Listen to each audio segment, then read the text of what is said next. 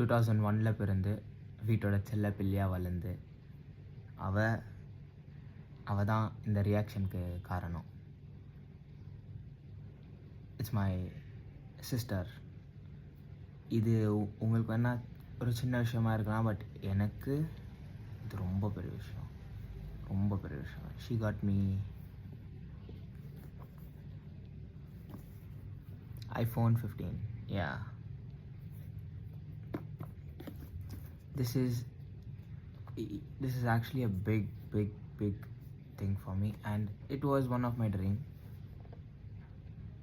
நானே இந்த ட்ரீமை ஃபுல்ஃபில் பண்ணணும்னு நினச்சேன், பட் டைம் எடுக்கல.